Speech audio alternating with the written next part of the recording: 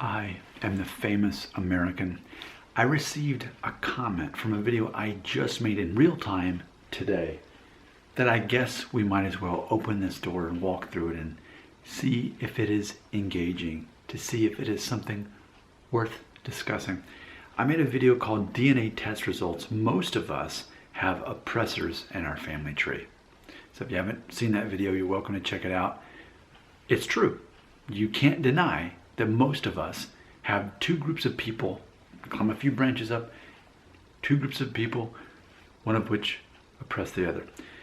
So we're looking at a comment from Vedo Locos Forever, which is, I'm just going to call this guy Mexican Beavis and Butthead. Fire. That's his avatar, at least. And as we look at these comments, he left several, but he's basically asking, he wants to know this and said this might be interesting. He said, I tell you what, why don't you ask your fans if they would like to know how the DNA is changing in the US? I know 95% of your audience is white.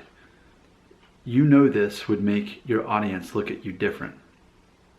End quote. I'm going to just go ahead and cut it off there. So I think, and this is apparently from another comment he had left as well, which, by the way, just because you leave a comment doesn't mean I see it.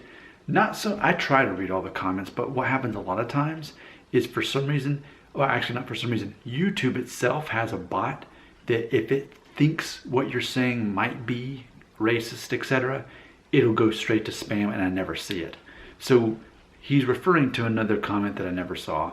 So either way, he wants to know, what are my viewers' opinion on the fact that, yes, the landscape is changing when it comes to DNA. So for example, I'll share this story with you.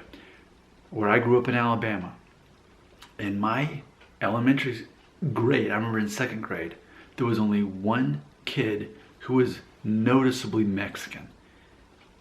And even he was his mother was white, his father was a Mexican American. His first and last name were Spanish, notably Spanish sounding names, but Southern accent, perfect English. That was about as diverse as it got. Actually, there was a girl named Nancy Avalos, and she had blonde hair. She might have been Puerto Rican or something, but again, perfect English. That was the extent of how Hispanic things were in elementary school. Then we got like third, fourth grade. There was another kid, same name as me, Nick White, ironically. And he, I think, had one Hispanic parent. You could tell by looking at him, Nick White. So all the way through elementary school, I can think of three kids that were somewhat Hispanic or half, or however you want to say that. And then finally in high school, by the time I got to high school, there still were none that I could think of. It wasn't until I was, say, 11th or 12th grade that the newer class, like the newer freshmen, you would see Mexican Americans, whether they were born here or not, I don't know, whose first language was definitely Spanish and English was their second language. So I saw that in my own lifetime.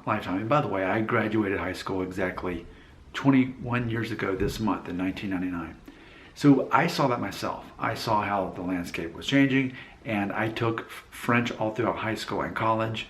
And yes, people said, why don't you take Spanish? That's going to be the language that you're going to need when you get into your career. And there's even more people who are speaking Spanish now and coming to this country from Mexico and other countries. Why don't you?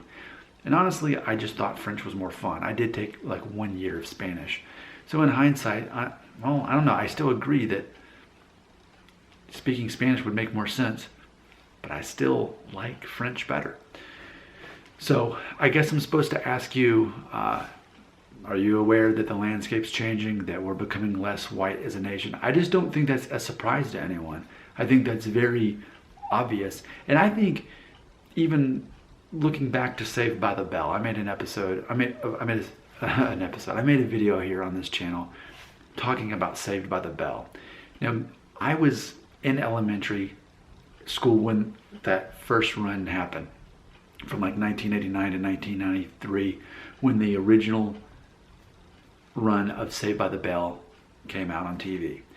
And in those 6 people on the main cast there, you had AC Slater, a white name, but clearly a Mexican American, Mario Lopez, his actual name. And only in one episode do they ever reference the fact that he's of Mexican descent. And I believe it's in the college episodes. It wasn't even of the main canon of those 4 high school years. It wasn't until he got to college that anyone even admitted it or acknowledged, hey, you're a Mexican American. Similar note, Lisa Turtle, played by Laura Voorhees, obviously a black American. I can't think of one time they ever brought it up in the entire thing. And she was even on the original like preseason called Good Morning Miss Bliss when it was still in Indiana. They never mentioned the fact that she was black. I can't think of one time. So it was interesting that for me, growing up in the 80s and 90s, I was exposed. It was normal to see people that were non-white in sitcoms or whatever. But it was like they had to ease it in. Like, we can prominently feature these people, but we're not going to acknowledge.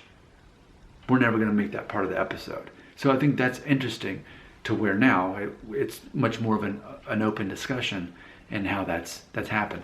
But I guess ultimately what Mexican Beavis and Butthead is wanting to say here, he's wanting to know if he thinks that 95% of you are white, which I don't think that.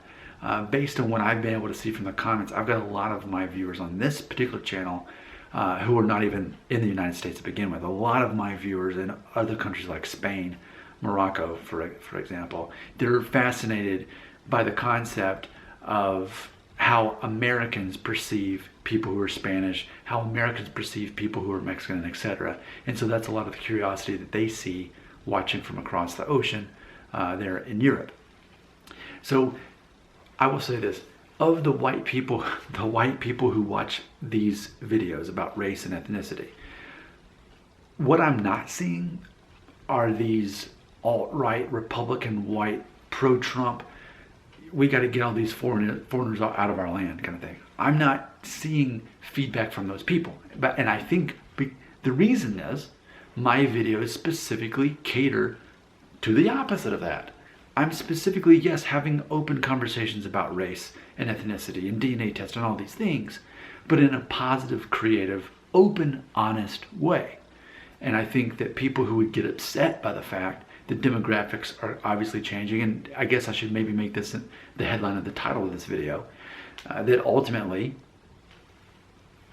in time, the minorities will become the majority. No longer will white Americans be the majority, it will be a collection of all of the minorities. It will be Hispanic Americans, it will be Black Americans, it will be Asian Americans, it will not be Americans of European descent. So I recognize that, but I just don't think the people who would care about that are watching my videos. As far as when I say would care about that, are going to get hot and bothered by it and get angry and have an emotional response to that. I just feel it's common knowledge that our demographics are changing, and that's a lot of, I think, what makes these videos relevant and engaging, because I don't think we have a lot of people just having an open, honest discussion. There's still some people, even in the year 2020, who want to be colorblind. And I get these comments all the time, like once a day. Why are you so obsessed with race? Why do you so focused on color? Why do you see color the way you do? And for me, the way I'm taught as a 39-year-old man, being born in 1981, being born after all the civil rights stuff, I was not trained to be colorblind. I was trained to be very aware of people's color so that we can celebrate that. Here in the United States, and I understand it's different in other countries and different parts of the world. Here in the United States, though, here's how it actually works. If you're a Black American, and I'm a white American, it's not like I go around and say, hey, you're Black, I couldn't help but notice. But at the same time, yes, I notice the person is Black, and I recognize that there's probably a built-in cultural identity built into the race. Same thing with Mexican American, etc. And if not, then that is when they are culturally white. And I always use this random example where a little girl was born in Korea. This girl was adopted by white parents in Kansas. She's raised culturally white. Actually, I know a girl actually who fits the story. I think she was born Missouri, actually. She was born in Korea. She was adopted by white parents and grew up in Missouri, big into hiking, like all that North Face gear. She would be the person who would go hiking for days, like whitewater rafting, all of these things that are just more mainstream, like outdoors American. Typically, you don't see that. Of course, the accent was completely just an American accent, no hint of any kind of other language. See, she was culturally white. So, yes, there are exceptions to the rule, but typically in the United States, if you look at someone and you see that they're an ethnic background other than white, you go ahead and assume they've got a built-in culture that's exclusive to their race or ethnic background. And if not, okay. But that helps us to understand better the concept of being culturally white. Wow, I made a 10-minute video about that. I didn't even mean to do that. I think there's more to keep digging on this one. You leave the comments, I'll do the talking in the new videos that you will help spawn. Comments ready.